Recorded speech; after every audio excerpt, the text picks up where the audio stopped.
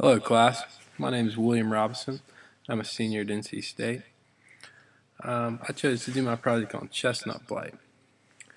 So first I'm going to tell you a little about the American chestnut. The American chestnut was one of the most important forest trees from the late 1800s to the early 1900s that spread from Maine down to Mississippi, covering the Appalachian Mountains. These trees were devastated by the disease chestnut blight, which caused the loss of trees along with major economic and environmental implications for those who depend on this beautiful tree. The main cause of the chestnut blight comes from the pathogenic fungus Cryphonectria parasitica.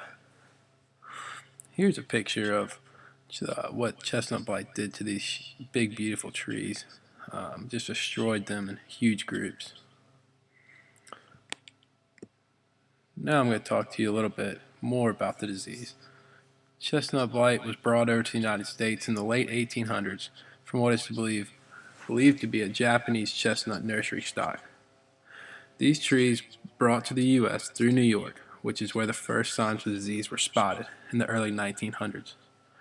By the mid-1900s, the disease had already spread so rapidly, all the way down the Appalachian Mountains into Virginia and North Carolina, that there was little that could be done to prevent this spread. As the disease worsened, plant explorers ventured off to figure out where the diseases came from.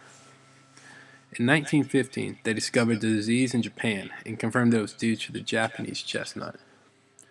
While researching these trees in Asia, they found that the Japanese and Chinese chestnuts were fairly resistant to the disease, with a low amount of trees being killed. The disease moved from tree to tree as spores on the feet, fur, and feathers of many animals and insects that walk across the cankers. Sexual spores are shot into the air after rainstorms in the fall and are another source of infection.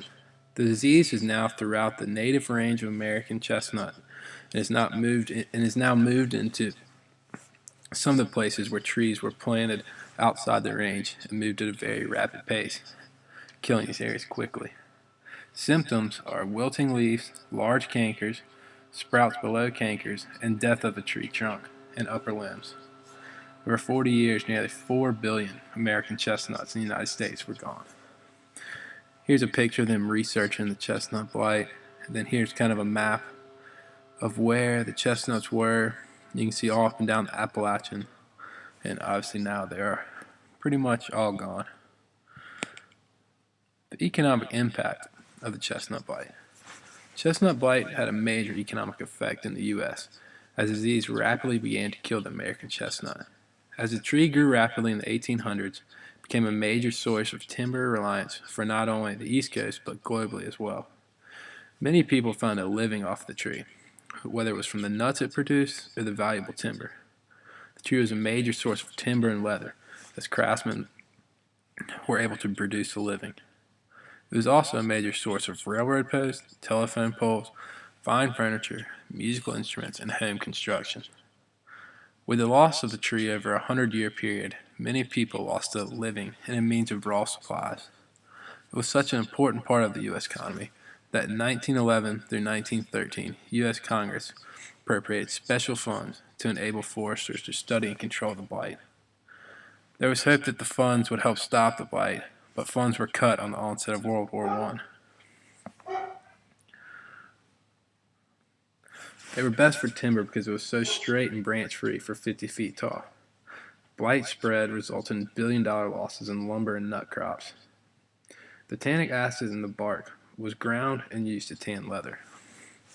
Here's some more pictures of them researching the blight. Then here's kind of a saw yard where they used to use American chestnut for raw materials, and then here's them transporting it. Final thing I want to talk to you today is about the environmental impact of chestnut blight. The American chestnut tree grew so fast that it accounted for 1 in every 4 trees in the Appalachian Mountains.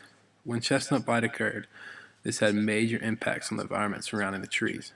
Animals such as turkey, white-tailed deer, black bears, and squirrels were affected the most, as their main source of food became the chestnut. The rapid loss of the tree brought on a shift in culture for these animals as they moved away from the region. As they came back, They never grew as big with the lack of food. The mountains also lost their signature tree that people were so accustomed to seeing when in the region. These trees were great for the mountains as they grew branch free for 50 feet.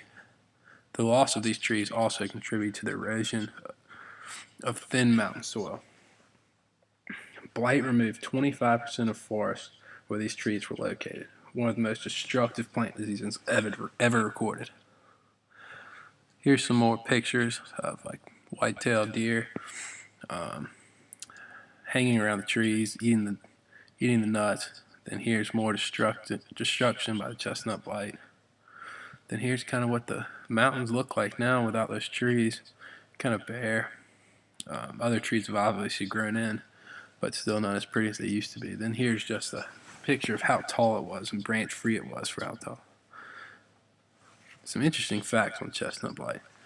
The disease was first noticed in 1904 by curators of the Bronx Zoo, who noticed unusual malady affecting the chestnut trees along the entrance road to the zoo. Why hasn't it affected other trees? The blight only attacks members of the Castanea genus. Toxins produced by most other trees are too powerful for the fungus to survive long. Then finally, I'm going to give you some contact information for the American Chestnut Foundation. They're doing whatever they can to revive the American chestnut. It doesn't look likely that much can be done now, but they're still working hard, and if you're interested in this at all, please give them a call or look at their website for more information. Thank you. I hope everyone has a great semester and enjoys their summer. Thank you so much.